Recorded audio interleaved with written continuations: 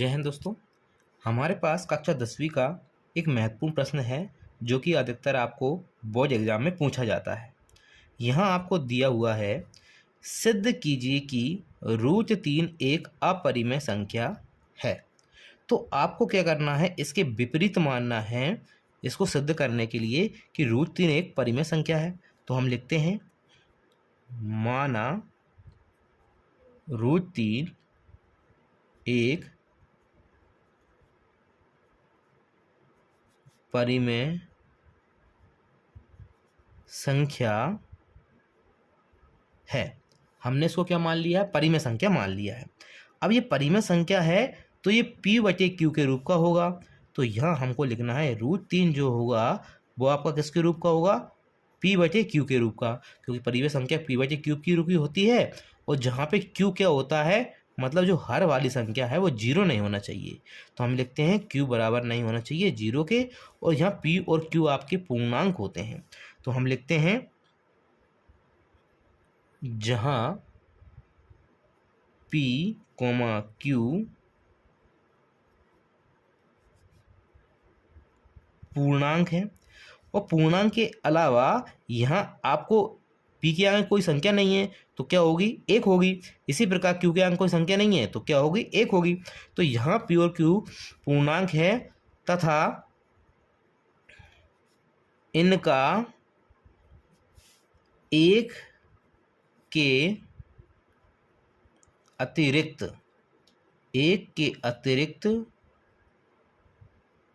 कोई भी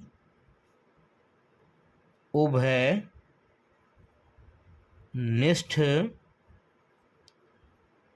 गुणनखंड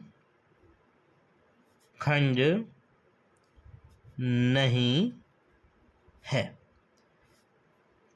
अब आपको क्या करना है, जो ये समीकरण हमारा बना है तो q का गुणा कर देना है √3 में। तो हम यहाँ करते हैं, ये हो जाएगा √3 और q दोनों का आपस में गुणा हो जाएगा, बराबर आपके पास बचेगा p। अब आपको क्या करना है, यहाँ पे दोनों संख्याओं का वर्ग करना है। तो हम लिखते हैं, दोनों पक्षों का वर्ग। हम दोनों पक्षों का वर्ग करते हैं तो जब √3 का वर्ग होगा, √3 का जब वर्ग होगा तो क्या आएगा? ये आपका √3 गुणा √3। तो जब √3 गुणा √3 आएगा तो वो एक ही साथ आपके कितने आ जाएंगे? 3 गुणा 3। तो इनमें से एक 3 बाहर आपका आ जाएगा। तो √3 गुणा √3 कितना होता है? 3 होता है। इसी प्रकार q का स्क्वायर, तो ये हो जाएगा q²। वर्ग कर रहे हैं तो यहाँ आपका p है तो ये हो जाएगा आपका p का स्क्वायर। अब हम यह देख पा रहे हैं कि ये यहाँ पे गुणा में है 3, तो यहाँ आप जब भेजेंगे इसको दोबारा हम पक्षांतर करेंगे तो ये इसमें भाग में आ जाएगा। तो हम ये लिख सकते हैं कि p² 3 से विभाजित है। और एक प्रमेय भी होती है कि क्या प्रमेय होती है? अतः p² 3 से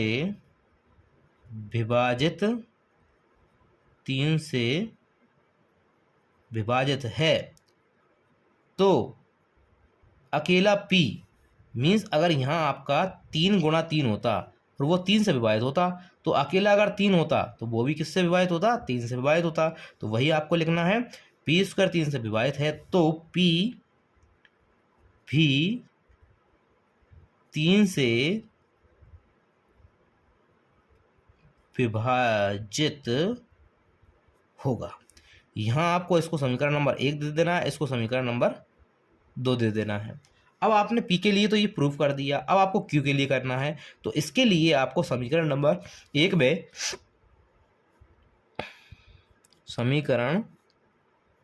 1 में आपको p की जगह रखना पड़ेगा 3c।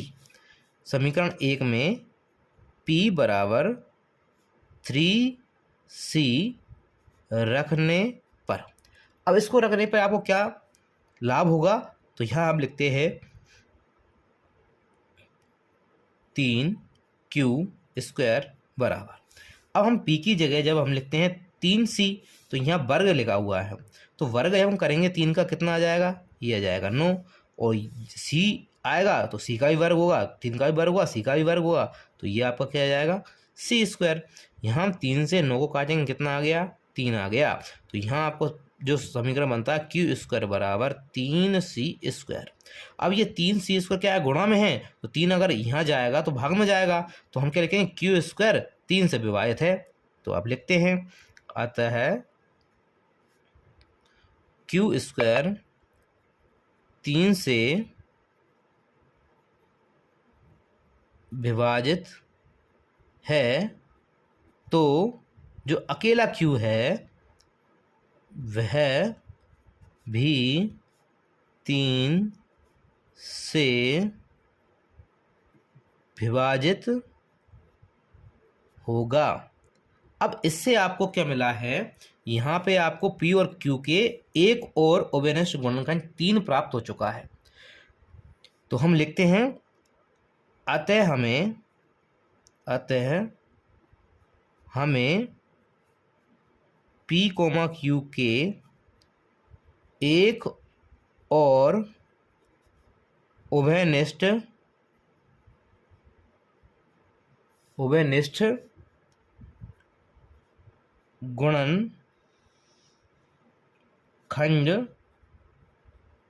3 प्राप्त होता है, जो